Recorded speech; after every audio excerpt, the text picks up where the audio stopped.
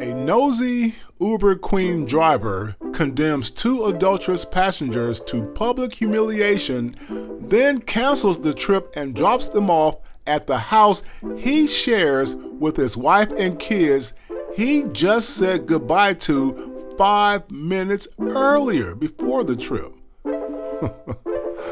My.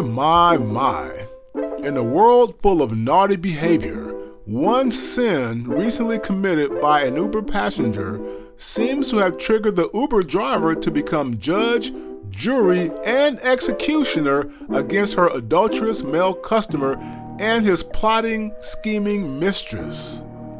Without knowing the full backstory leading to what led to that fateful moment the 2 secret lovers entered her car, the scandalous conversation between the 2 backseat passengers so enraged the Uber Queen that she immediately turned the car right back around and dropped them both off in front of the man's home, suitcase in hand, where he shares with his wife and kids. Oh boy, let's check out the details that sparked controversy in the comments section from both sides of this explosive viral cheating scandal. Don't forget to like, share, and subscribe so we can keep this new channel growing. Did this Uber Queen driver project her own personal experiences with cheating onto her customer unfairly? I'll let the Queen of Uber explain and then let you decide after that. Alright, listen up all you cheaters. If you live in the Dallas-Fort Worth area and you ever need a Lyft or an Uber and you get in my car, be forewarned. If you ever pull this kind of shit that this guy pulled today, you got the same thing coming. Today I picked up a guy. His wife and his kids walked him out to the car, said, "I love you, daddy," blah, blah, blah. So he gets in, he says, "Hi." He goes, "I added a stop." I said, "I saw that." So we go and we pull up at the stop, and this lady comes out. She's got a little bit of luggage, like a handbag and a tote, small tote. She gets in and she's like, "I'm so glad you finally got away from your damn wife." Okay, so then he kisses her, and it wasn't a "hi, how you doing" kind of kiss. And so he goes, "I changed our drop-off location." I said, "I saw that." I didn't know exactly where it was that they were going at that particular time. I just saw that it had an update. So they continued to talk and this, that, and the other, and she says, "I'm tired of you putting me off. When are you going to leave?" And he said, "I've got some things I've got to take care of. Let's talk about this later, blah, blah, blah, blah, blah, blah." Keep in mind, I was about 5 miles from his house. So understand something. This is my car. I work for myself. I am an independent contractor. If I choose to end your ride, it's my choice. Uber's not going to fire me. Uber's not going to ban me. Uber's not going to get rid of me.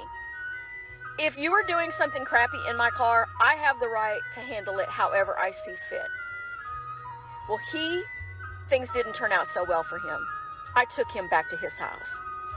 I drove up and made him and her get out of my car at his home, where his wife and his kids were. There was no other way this was going to go on. There is nothing worse than a dog. I don't give a fuck if you're a female or you're a male. Pull some shit like that in my car and you're going to get done like that. Karma's a motherfucker. Be better people. Do better in life. It didn't end well for him today, I'm sure, because both of them had their baggage and both of them were standing in his front yard when I left. You ought to be ashamed of yourself, and I hope you see this, you piece of shit. Oh boy, now if someone judged her profanity the way she judged the supposedly cheating customer, she'd be out of all kinds of her jobs. But notice she said, "Karma is a mother effer." For my longtime viewers, you should recognize when modern women misuse the word karma the way she did. This is the spirit of witchcraft. The way she was so passionate about this, veins popping out her forehead and neck almost, resorting to foul language, indicates that either she or some woman close to her was mistreated by a Chad or Pookie they fell in love with back in the day. And now she is projecting her rage onto this couple in her car. Keep in mind, we don't know the facts from the couple's standpoint, only hearsay through her word. And as expected, in the comments section, women everywhere are calling her a hero, their collective judgment just screaming through all that projection.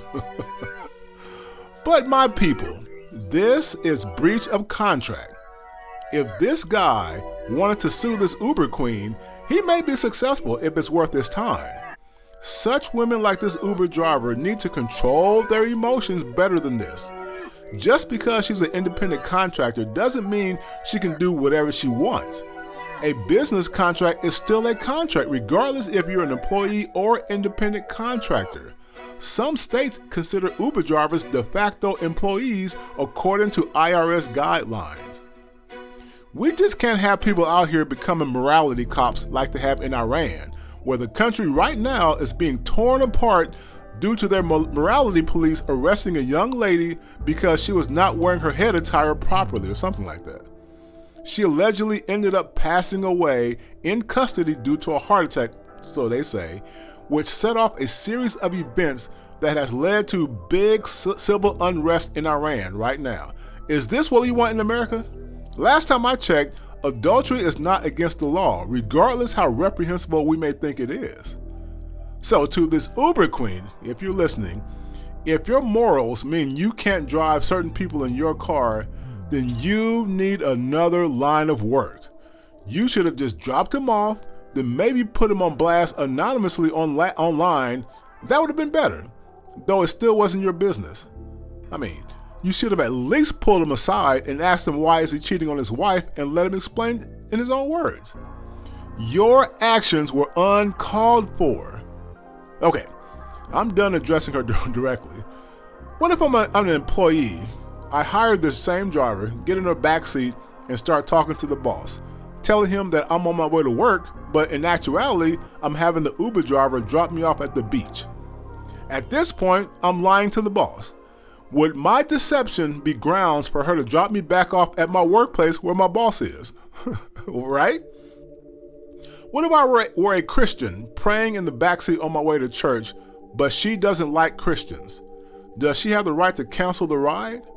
If she cancels, could I not sue her for breach of contract or discrimination? Going back to this cheating Uber passenger, is he wrong for leading his mistress to think he will leave his wife for her? Well, of course, yes. But neither you nor I know this man personally. We don't know his life. We don't know what dynamics are at play in his marriage. Modern women are so quick to run with their emotions and hold the jilted wife blameless and innocent and villainize the man automatically. But what if she told him she no longer wants to have sex in their marriage?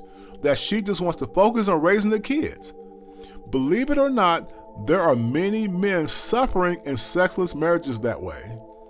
What if the husband told the wife about the mistress and the wife is okay with it, but the mistress is still impatient? That's probably why he allegedly told the mistress, let's talk about it later.